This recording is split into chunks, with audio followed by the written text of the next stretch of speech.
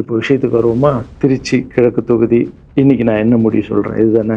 நான் திருச்சி கிழக்கில் நிற்கணும்னா நான் முதல்ல அரசியலுக்கு வரணும். நான் அரசியலுக்கு வரேனா இல்லையான்றதை சொல்கிறேன். ரஜினி சார் அரசியலுக்கு வரேன்னு அனௌன்ஸ் பண்ண உடனே நான் போய் தலைவரை பார்க்குறேன். நான் வரீங்களா? நான் நியூஸில் வருது ஆமாக்கா நான் வரேன். இன்னும் பயங்கர சந்தோஷம். தலைவர் வந்துட்டாருன்னா எல்லாமே குழந்தைங்களுக்கு இன்னும் நிறைய பண்ணலாம் அப்படின்னு என்ன நானும் வரேன்னு அப்படின்னா ரொம்ப சந்தோஷம்.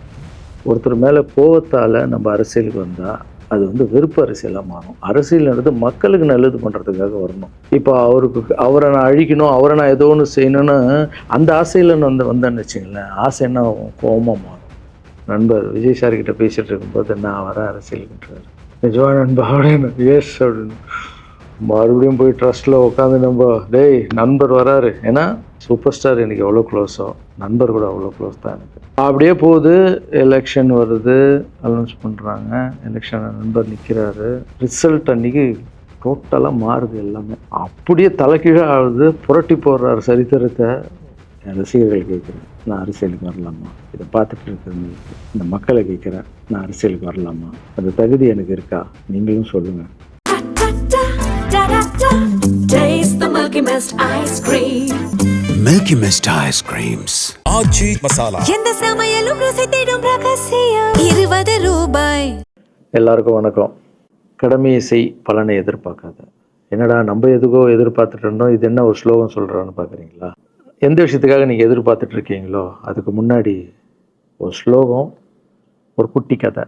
ஏன்னா இந்த வீடியோ முடியும் போது அந்த ஸ்லோகத்துக்கும் அந்த குட்டி கதைக்கும் ஒரு லிங்க் இருக்குது, சரிங்களா? கடமை செய், பலனை எதிர்பார்க்காத, அதான் அந்த ஸ்லோகம். எனக்கு ரொம்ப பிடிச்சிது. என்னடா இது கடமையை செய்ய சொல்கிறாங்க, பலனை எதிர்பார்க்க வேணான்றாங்கல்லன்னு நிறைய பேருக்கு அந்த ஸ்லோகமில் ஒரு டவுட் ஒன்று இருக்குது. வேலை பண்ணுறோம், வேலைக்கேற்ற கூலி எதிர்பார்க்கக்கூடாதா? இவ்வளோ கஷ்டப்பட்டு உழைக்கிறோம், சம்பளத்தை எதிர்பார்க்கக்கூடாதா அப்படின்னு. அந்த ஸ்லோகத்துடைய முழு மீனிங் என்னன்னா ஒரு கதையாக சொல்லிடுறேன். ஒரு பெரிய வீடு, ஒரு மிகப்பெரிய பணக்காரர். அவர் ரூமு மட்டும் க்ளீன் பண்ணுறதுக்கு 2 ஆட்கள் இருப்பாங்க.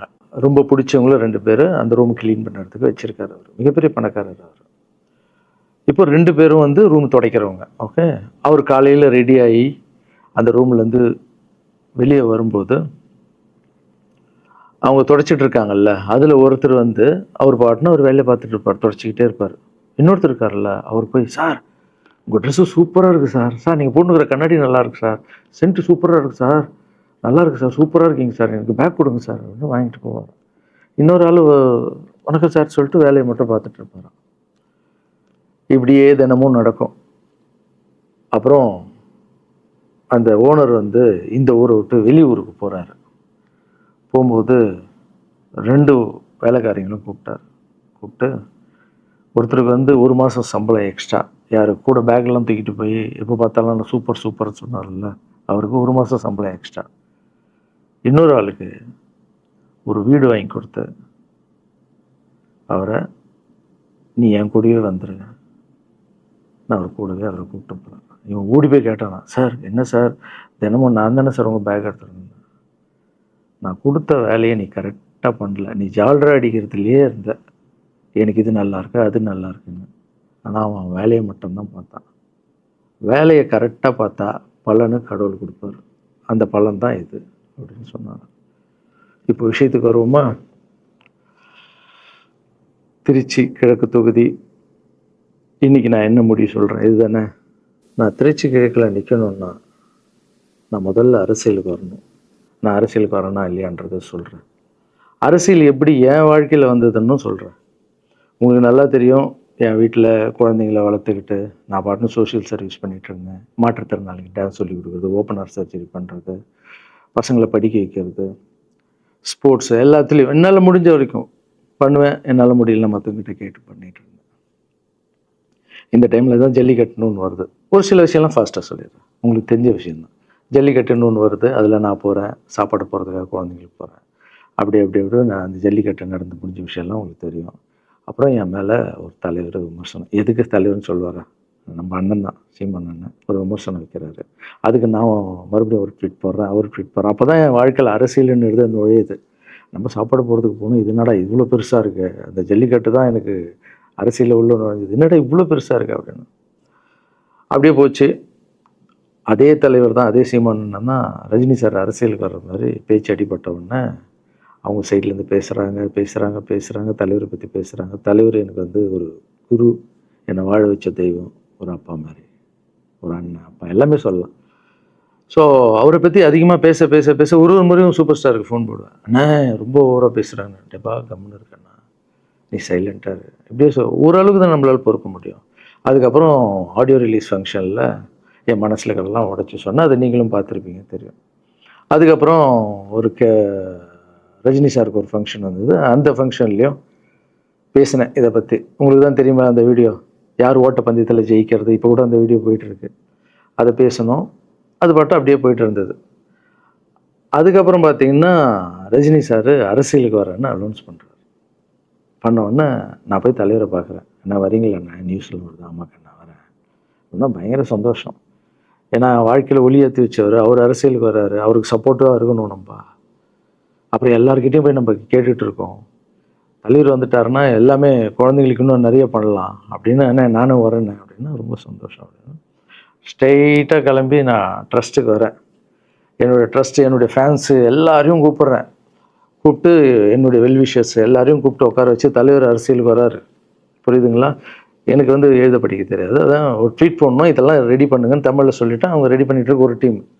இன்னொரு டீம் உட்காந்து என்கிட்ட கேள்வி கேட்குறாங்க. தலைவர் அரசியலுக்கு வந்து அவர் வந்து சிஎம் ஆகிடுவார், நீங்கள் வந்து அமைச்சர் ஆகிடுவீங்களாண்ணே, சுகாதாரத்துறை அமைச்சர் தான் நம்ம வந்து ஆப்ரேஷன் நிறைய பண்ணலாம், இன்னொருத்தர் கல்வித்துறை எடுத்தால் நிறைய படிக்க வைக்கலாம். டேய், கடமை செய்யணும், பலன் எதிர்பார்க்கக்கூடாது. சுகாதாரத்துறை அமைச்சர், இது வந்து கல்வித்துறை, இதெல்லாம் படிச்சுங்க வர இடம். அண்ணன் படிக்கலடா.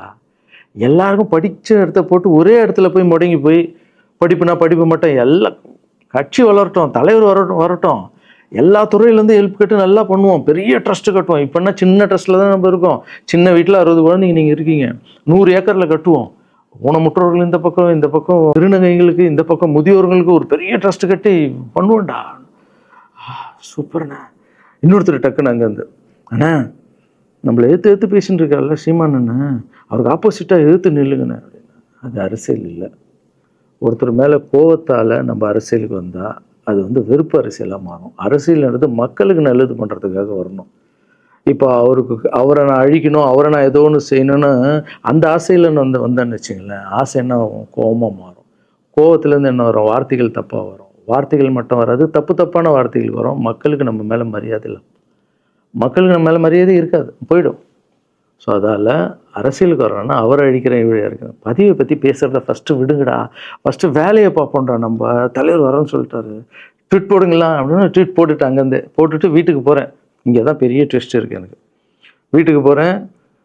வீட்டுக்கு போனோன்னா எப்பவும் நான் அம்மா கிட்டே போய் ஒரு விஷயத்த சொல்கிறதுக்கு முன்னாடி ஒரு சர்ப்ரைஸ் ஒன்று பண்ணுவேன். எங்கள் அம்மா கோவில் கட்டுறது கூட, கோவில் கட்டிட்டு ஸ்டாச்சுலாம் ஆர்டர் பண்ண அப்புறம் தான் அந்த ஸ்டாச்சுவே காமிச்சாங்க அம்மாவுக்கு. அதே மாதிரி அரசியல் விஷயத்துலையும் போய் சொல்லலான்னு அம்மாவை கூப்பிட்டு ஃபேமிலியெல்லாம் உட்கார வச்சு, அம்மா தலைவர் அரசியலுக்கு வர்றாரு, சரி கண்ணா, நானும் அரசியல் போடுறேன், இங்கே பரமா ட்வீட் போட்டிருக்கேன் அப்படின்னு. அம்மா முகம் டக்குன்னு மாறிட்டு ஓகே கண்ணா, ஓகே கண்ணா சாப்பிடலாம் அப்படின்னு எழுந்து போயிட்டாங்க. என்ன இப்படி போக மாட்டாங்களே, ஒரு விஷயத்த சொன்னால் சூப்பர் கண்ணான்னு பேசுவாங்கள்ல, 1 ஹவர் அதில் இருக்கிற நல்லது கெட்டது எல்லாம் பேசுவாங்க, என்ன போயிட்டாங்க அப்படின்னு ஒரு ஃபீல். சரி, இது உடம்பு சரியில்லை போல, அப்செட்டில் இருக்கான்னு விட்டேன். அப்புறம் 2-3 நாள் அவங்ககிட்ட பேசவே மாட்டுறாங்க. கூப்பிட்டு உட்காரு, என்னம்மா உனக்கு பிரச்சனை, ஏதாவது தப்புன்னா அடின்னா அடிச்சிடுமா, என்னம்மா இப்படி பேசாமல் இருக்குன்னா, இல்லை கண்ணா நீ அரசியல் போனது எனக்கு பிடிக்கல அப்படின்றாங்க. ஏமா அரசியல் போனால் பிடிக்கல? இல்லை கண்ணா, அது ஒரு சாக்கடை, அரசியலுக்கு போகக்கூடாது. அது வந்து பணம் கொடுக்குறாங்க அரசியலுக்கு, ஓட்டு வாங்குறதுக்கு பணம் கொடுத்து தாங்க நான் ஜெயிக்கிறாங்க. அதுக்கப்புறம் ஜாதி இல்லைன்னுவாங்க, ஜாதி இருக்குது, மதம் இல்லைன்னுவாங்க, மதம் இருக்குது. அந்த சாக்கடைக்குள்ளே நீ போகாதப்பா. நம்மளுக்கு வாழ்க்கையை ஒளி வச்சு ஏற்றி வச்சவர் தானே நம்ம சூப்பர் ஸ்டார். அவர்கிட்ட என்னை கூப்பிட்டு போப்பா, நான் சொல்கிறேன், அவர் ஒரு ஆன்மீகவாதி, அவரும் அரசியலுக்கு வர வேணாம், இந்த வயசில் அவர் நிம்மதியாக இருக்கட்டும், எதுக்கு அரசியலுக்கு வர, என்னை கூப்பிட்டு போ, அப்பாயின்மெண்ட் வாங்கி கொடுத்துருந்தாங்க. அப்பாயின்மெண்ட் வாங்கி கூடா? நானும் வேறு கனவுல வந்து மைண்ட் வைஸ், அம்மா நான் சொல்கிறது கேளுமா, நம்ம எத்தனையோ இப்போ வந்து எல்லா குழந்தைங்களுக்கும் ஒவ்வொரு ஸ்டேஜில் போய் கேட்டு தானேம்மா ஹெல்ப் நடக்குது. இப்போது தலைவர் வந்துட்டாருன்னா நம்ம தாராளமாக பண்ணலாம்லம்மா, உன் கையில் எவ்வளோ காசு இருக்கோ அதுக்கு மட்டும் செய், அரசியல் வேணான்னு சொல்கிறேன் அப்படின்னு போயிட்டான்.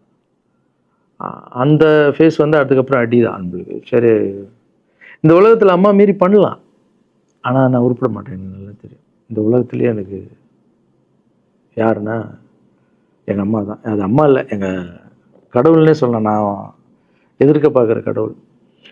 சரி அம்மாவுக்கு சொல்லி புரிய வைக்கலாம். என்னடான்னு தலைவர்கிட்ட போய் எப்படி சொல்கிறது? பசங்கிட்ட ஒரு பயங்கர பில்டப் கொடுத்துட்டோம், அது இதுன்னு எல்லாம் வேலை வேற பார்த்துட்டு இருக்காங்க. என்ன பண்ணுறது? அந்த டைமை பார்த்து கொரோனா வருது. ஒரே ஷாக்கு. வெளியே போக முடியாதுன்றாங்க. இல்லைன்னா முடிஞ்சு போச்சு. பிரச்சாரம் பண்ண வெளியே போக முடியாது. தலைவருக்கு உடம்பு சரியில்லாமல் போகுது. ஹைதராபாத் ஷூட்டிங் போகிறார், உடம்பு முடியல. அப்படியே எல்லாமே கொலாப்ஸ் ஆகுது. அப்புறம் தலைவர் அலௌன்ஸ் பண்ணுறாரு, நான் அரசியலுக்கு வரல, டாக்டர்ஸ் வந்து போகக்கூடாதுன்னு சொல்லிட்டாங்க. கொரோனா டைமில் நம்ம வந்து பிரச்சாரம் போக முடியாது, அதான் காரணம் சொன்னார். அது உங்களுக்கு எல்லாருக்கும் தெரியும். ஆவலை தான் தலைமையில் கை வச்சுன்னு உட்காந்துட்டோம். நான் ட்ரஸ்ட்டில் இருக்கிற குழந்தைங்க மற்றவங்க எல்லாரும் என்னென்னோ நினச்சி ஒர்க் பண்ணிட்டு இருந்தால எல்லாரும் அப்செட்டில் உட்காந்துருக்கோம். தலைவர் ஒருத்தம் போய் பேசி பார்க்கலாம் அவர்கிட்ட. தலைவர் வர்றாரு, கூப்பிட்றாரு, போகணும். அந்த மாதிரி தலைவரை பார்த்ததில்லை நான். அப்படியே எனக்கு புரிஞ்சுது அவர் ரொம்ப வலியில் இருக்கார் அப்படின்னு. எவ்வளோ சுறுசுறுப்பான ஆள். உடம்பு முடியலைங்கண்ணா. பரவாயில்ல, உங்கள் உடம்பு தானே முக்கியம். என்ன இதெல்லாம் என்னென்ன தூக்கி போடுங்கண்ணா. இல்லைங்கண்ணா, இத்தனை வருஷம் என்னை வாழ வச்சாங்கல்ல, அவங்களுக்கு ஏதாவது ஒன்று பண்ணணும்னு நினச்சாங்கண்ணா. இங்கே குத்துதுக்கண்ணா, எனக்கு என்ன பண்ணுறதுன்னு தெரியல, ரொம்ப கஷ்டமாக இருக்குது அப்படின்னு. அண்ணே அதை விடுங்கண்ணே எல்லாம் அப்படின்னு அவர்கிட்ட பேசிட்டு, அவர் வந்து அப்போது நான் முன்னாடி பேசும்போது அவர் சொல்கிறார், நான் கூட பதவிக்கு வரணும்னு ஆசைப்படல, இன்னொரு நல்ல ஆள், படித்த ஆள் அங்கே நிற்க வச்சு பார்ப்போம். யாருன்னே சொல்லுவேன், யாருன்னு கூட சொல்லலை. அது அப்படியே போச்சு. அவர் மனசுக்கு மட்டும்தான் தெரியும், யாருன்னு கூட சொல்லலை. ரொம்ப அப்செட்டாக இருந்தார். சரி ஓகே, இதுவும் கடந்து போகணும். அப்படியே கடந்து போச்சு. எனக்கும் காஞ்சனா படம் அது இதுன்னு வந்து பெரிய ஹிட் ஆகுது. அதுக்கப்புறம் யாருக்கிட்டேயும் நீங்கள் வந்து யாரும் எனக்கு ஹெல்ப் பண்ண வேணாம். முதல் நாள் நான் வந்து கலைஞர் ஐயா கிட்டே ஹெல்ப் கேட்டேன். அவர் வந்து ஒரு சில குழந்தைங்களுக்கு ஹெல்ப் பண்ணார். அதுக்கப்புறம் அன்புமணி ராமதாஸ் ஐயா, அவரும் ஹெல்த் மினிஸ்டராக இருக்கும்போது அவர் ஒரு சில குழந்தைங்களுக்கு ஹெல்ப் பண்ணார். அப்புறம் நம்ம விஜய் சார் நண்பர், அவர் வந்து ஒரு குழந்தைக்கு ஆப்ரேஷன் பண்ணார். ஸோ இருக்கும்போது என்னால் முடிஞ்ச வரைக்கும் சொந்த பணத்தை போட்டு பண்ணிவிடுவாங்க. முடியாத போது தான் நான் அந்த ஹெல்ப்பை கேட்பேன். இப்போ தான் நல்லா வந்துட்டுமே, யாருக்கும் எனக்கு பணம் கொடுக்க வேணாம், இனிமேல் என் சொந்த பணத்திலே பண்ணுறேன்னு சொல்லிட்டு நான் பாட்டுன்னு ஒரு வீடியோ கூட நான் போட்டேன், இனிமேல் யாரும் பணம்லாம் கொடுக்க வேணாம் அப்படின்னு. அப்படியே போயிட்டுருக்கு. காஞ்சனா எல்லாம் முடிஞ்சு ஜிகிர் தண்டா படம் ரிலீஸ் ஆகுது. ஜிகிர் தண்டா பார்ட்டி போயிட்டுருக்கு. டைரக்டர் நின்று பேசுகிறேன். நான் டைரக்டர் கிட்ட போகிறேன். டைரக்டர் யார்கிட்டயும் ஃபோனில் பேசிகிட்டு இருக்காரு. அப்படியே பேசிகிட்டு இருக்கிறவர் டக்குன்னு இந்த சீமானன் பேசுவான்னு கொடுத்துட்டாரு என்கிட்ட. அவருக்கும் தெரியாது நான் பேச போகிறேன். அவர்கிட்ட லாரன்ஸ் பேசுவார், சீமானன் ரெண்டு பேரும் சைலண்ட்டு. நானும் எதுவும் பேசலை, சீமானனும் எதுவும் பேசலை. அப்படியே ஒரு நிமிஷம் அப்படியே நிற்கிறோம். பெரியவர் இல்லை என்னாலும் அண்ணன் அப்படின்னு. அவ்வளோதான் அண்ணன். பயங்கர பாசம். எந்த இடத்துல கோவம் இருக்கும் அந்த இடத்துல குணம் இருக்குன்னு சொல்லுவாங்கள்ல. அண்ணன் வந்து புகழ்ந்து தள்ளுறாரு ஜிகர் தண்டாவை. இப்படி பண்ண கண்ணா, அப்படி பண்ண இவ்வளோ சூப்பராக பண்ண, அந்த சீன் எனக்கு ரொம்ப பிடிச்சதுன்னு. அவருடைய அன்பு தான் தெரியும்ல, எல்லாமே அதிகமாக இருக்கும் அண்ணன்கிட்ட. அண்ணா ரொம்ப சந்தோஷமாக வாழ்த்தினார். அப்புறம் நான் வந்து மாற்றம்னு ஒரு அமைப்பு ஆரம்பிச்சிருக்கேன்ல, இந்த விவசாயிகளுக்கு டிராக்டர் கொடுக்கறது, அப்புறம் மாற்றுத்திறனாளிக்கு ஸ்கூட்டி கொடுக்குறது, எல்லாமே அதை பார்த்துட்டு பத்திரிகையாளர் கேட்குறாங்க அவர்கிட்ட, ரகுவலாரன் சார் மாற்றம்னு அமைச்சிருக்காருன்னா, நல்ல விஷயம் தம்பி, நல்லா பண்ணிட்டோம், நல்லா இருக்கட்டும் அப்படின்னு வாழ்த்தினார். ஸோ ஒரு பெரிய பிரச்சனைக்கு கடவுளே வந்து அதை அப்படியே சால்வ் பண்ணி வச்ச மாதிரி ஆயிடுச்சு. அப்படியே போச்சு. ஆனால் நீங்கள் நல்லா இருக்கணும், எங்கே இருந்தாலும் நல்லா இருப்பீங்க. எப்போல்லாம் ட்ரஸ்ட்டுக்கு போகும்போது பசங்களாம் கேட்பாங்க, அந்த 100 ஏக்கர் ட்ரஸ்ட்டு குழந்தைங்க, சரி ஓகேடா. அப்படி பார்த்தீங்கன்னா நண்பர் விஜய் சார்கிட்ட பேசிகிட்டு இருக்கும்போது நான் வர அரசியலுக்குன்றார். நிஜமா நண்பா அப்படின்னு. எஸ் அப்படின்னு. மறுபடியும் போய் ட்ரஸ்ட்டில் உட்காந்து நம்ம நண்பர் வராரு. ஏன்னா சூப்பர் ஸ்டார் எனக்கு எவ்வளோ க்ளோஸோ நண்பர் கூட அவ்வளோ க்ளோஸ் தான் எனக்கு. ஏன்னா மேகமாய் வந்து போகிறேன்ற சாங்லேருந்து நான் அவருக்கு டான்ஸ் மாஸ்டராக பண்ண ஆரம்பித்தேன். அதுக்கப்புறம் நிறைய சாங் பண்ணேன், சரக்கு வச்சுருக்கேன். அது உங்களுக்கு தெரியும், அந்த தாம் தக்க தீம் தக்க. அவருக்கு மட்டும் நான் ஸ்பெஷலாக வந்து பண்ணி கொடுத்துட்டு போவேன். தமிழ் வேறு யாருக்கும் பண்ண மாட்டேன். அவர் கூப்பிட்டா வருவேன், தலைவர் கூப்பிட்டா வருவேன், சாங் பண்ணிட்டு போவேன். அவர் வரணும் போது எஸ், ஏன்னா அவர் ஒரு முடிவு எடுக்க மாட்டார், எடுத்தாருன்னா அவர் நல்லா உழைப்பார், நல்ல உழைப்பாளி, பண்ணுவார் அப்படின்னு நினச்சி மறுபடியும் போய் ட்ரஸ்ட் ஆளுங்கெல்லாம் பேசுகிறதுக்கு முன்னாடி, ஐயோ அம்மா இருக்காங்களே பிடிக்காத, ஃபஸ்ட்டு அங்கே கரெக்ட் பண்ணணும்ல, அங்கே போனேன். அம்மா நண்பர் அரசியலுக்கு வராருப்பா, என்னம்மா அப்போ தான் ஓகே, இப்போ எல்லாம் மாறி இருக்கு, போகலாமா, நீ ஃபஸ்ட்டு அவர்கிட்ட ஒரு அப்பாயின்மெண்ட் வாங்க, நான் உன்னை கூப்பிட்டு போகிறேன் அப்படின்னா. கூப்பிட்டு போய் இந்தப்பா என் பிள்ளைய ஒப்படைக்கிறேன் பார்த்துக்குப்பான்னு சொல்லுன்னு பார்த்தா, என்னம்மா பேச போகிறான்னு கேட்டேன். நீ அரசியலுக்கு வராத தம்பி, இது ஒரு சாக்கடை, நீ அரசியலுக்கு வராத, நீ ரொம்ப சைலண்டான ஆள், உனக்கு இதெல்லாம் செட் ஆகாது. பணம் கொடுத்தா தான் ஜெயிக்க முடியும், ஜாதி இருக்குது, மதம் இருக்குது, இதெல்லாம் தாண்டி வருது கஷ்டம்னு நான் அவர்கிட்ட சொல்கிறேன்ப்பா அப்படின்னு. நான் அப்படியே அம்மா புரிஞ்சுக்குமாண்ணா, டேய் மீன் குழம்பு வச்சுருக்கேன் சாப்பிட்றேன். அதே மீன் குழம்பு. ஓகே, நான் நினச்சிட்டேன் நம்ம ஜாதகத்தில் இல்லை போல், சரி விட்டுடலாம். சரி இப்போ விட்டுருவோம், ஒரு 2-3 நாளைக்கு அப்புறம் மறுபடியும் பேசுவோம் அப்படின்னு மறுபடியும் பேசுகிறேன். அதே மறுப்பு தான். நானும் நண்பர்கிட்ட பேசுகிறேன், அம்மா இப்படி சொல்கிறாங்க நண்பா, அது அவங்களுக்கு தெரியல. அவர் நிறைய பேச மாட்டார், வயசானவங்க இல்லை, தெரியல, வந்தப்புறம் புரியும், ஒரே வார்த்தை தான். அதுக்கப்புறம் ஃபோனில் கூட்டணி கட்சியெல்லாம் வராது நண்பா, என்னடா யாரும் கூட்டணி கட்சி வரல நண்பா, இது அது. நான் எனக்கு ஒருத்தரை பிடிச்சிட்டாங்கன்னா மனசில் பட்டதை எல்லாமே சொல்லிகிட்டு இருப்பேன். அது நல்லதோ கெட்டதோ, என் பழக்கம் அப்படி தான். பிடிக்கலாம் தூரம் ஒதுங்கிடுவேன். அப்படியே போகுது. எலெக்ஷன் வருது, அனௌன்ஸ் பண்ணுறாங்க. எலெக்ஷனில் நண்பர் நிற்கிறாரு. ரிசல்ட் அன்றைக்கி டோட்டலாக மாறுது எல்லாமே. அப்படியே தலைக்கீழே ஆகுது, புரட்டி போடுறாரு சரித்திரத்தை. வேறம்மா இப்போ முதல்ல தெரிந்து எங்கள் அம்மாவை தான். எனக்கு ரொம்ப ஆசையாயிடுச்சுன்னா எங்கள் அம்மா மேலே, அம்மா பேர் கண்மணி, கண்மணி அப்படின்னு தான் கூப்பிட்டு போவேன். எங்கன்னு கூப்பிட்டு போனால் அம்மா கண்மணி, என்னடா இவ்வளோ உஷாராக வர, என்ன விஷயம், இங்கே உங்ககிட்ட தான் பேசணும். நீ என்னம்மா சொன்ன, பணம் கொடுத்தா தான் ஓட்டு போடுவாங்க, ஜாதி இருக்குது, மதம் இருக்குது, புது ஆளுங்களை வர விட மாட்டாங்க, ஜெயிக்க முடியாது, இதெல்லாம் சொன்னல. நண்பர் ஜெயிச்சிட்டார் பார்த்தியாம்மா, அந்த ஒரே ஒரு முகத்துக்காக ஓட்டு போட்டிருக்காங்க. நம்பிக்கையான ஆள் வந்தால் போடுவாங்கம்மா, நல்லவங்களாம் வரலாமா, புரிஞ்சுக்கம்மா, என்ன விடுமா, இப்போ என்னம்மா சொல்கிற அப்படின்னு கேட்டேன். முதல் முறையாக எங்கள் அம்மா முகத்தில் ஒரு சிரிப்பை பார்த்தேன்னு. ஆமாங்கண்ணா, அந்த புள்ள எல்லாத்தையும் மாற்றிடுச்சு, இவ்வளோ பெரிய வெற்றி அடி வரணும்னு நான் எதிர்பார்க்கலப்பா. ஒரு நல்ல மனுஷன் பண்ணணும்னு நினச்சா அது முடியுங்கண்ணான்ற நம்பிக்கை எனக்கு வந்திருக்குப்பா அப்படின்னு அம்மா சொன்னான். அப்போ என்ன போயிடலாமா, ஓகேவா அப்படின்னு கேட்டேன். போகண்ணா, நீ நினச்ச மாதிரி பண்ணு அப்படின்னு அம்மா சொன்னோன்னு காலில் சாஸ்தாகமாக வந்தேன். தேங்க்யூ ஸோ மச்மா அப்படின்னு. ரொம்ப ஹாப்பி நான். அம்மா ஓகே சொல்லிட்டாங்க அரசியல் வர்றதுக்கு. இப்போ நான் தாய்க்கு நிகரான்னு நினைக்கிறேன். என் ரசிகர்கள் கேட்குறேன், நான் அரசியலுக்கு வரலாமா? இதை பார்த்துட்டு இருக்கிறவங்களுக்கு, இந்த மக்களை கேட்குறேன், நான் அரசியலுக்கு வரலாமா? அந்த தகுதி எனக்கு இருக்கா? நீங்களும் சொல்லுங்கள். இந்த வீடியோ பார்த்துட்டு இருக்கவங்க கமெண்ட்ஸ் போடுங்க.